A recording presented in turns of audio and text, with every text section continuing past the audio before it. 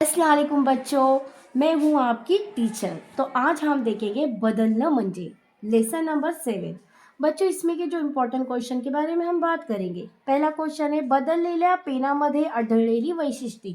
हो सकता है ये बोर्ड को आ सके। तो इसका आंसर है, पेन वजनदार होते, वळण पहिल्या पेनासारखे नव्हते, रंग शोभेसा नव्हता आणि शाई थोडी फिक्कट होती।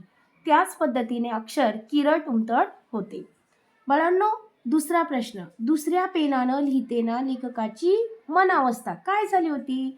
तर मनाला मरगळ वाटू लागली आणि बेचैनी वाढली।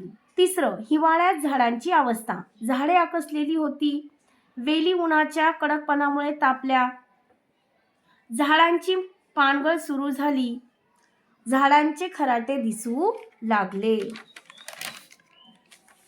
अब उसी में से ये क्वेश्चन देखो, पावसाळ्यातील दृश्य काय झालं होतं? धरणीतून कवळे अंकुर फुटू लागले, हा प्रश्न विचारला होता बोर्डामध्ये।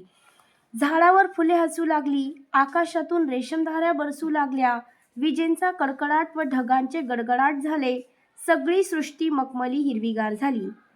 आता त्याच्यातलाच हा एक प्रश्न, लेखिकेच्या मते बदलणं म्हणजे, हा प्रश्नही आलेलं आहे। फुलणं, बहरणं, काट टाकणे, जुने सोडून नवे होणे, दुसऱ्यांच्या भावनांशी समरस होणे। बाळांनो, त्याचमधला हा एक प्रश्न आला होता, लहान मुलांमधील बदल। एका खेळण्यात फार काळ रमत नाही, त्याला नाविन्याची ओढ असते, त्याच्या दृष्टीत नवेपणाला सामोरे जाण्याचे तेज असते। त्याच पद्धतीने हा एक महत्त्वाचा प्रश्न आहे, सप्तसूर म्हणजे काय?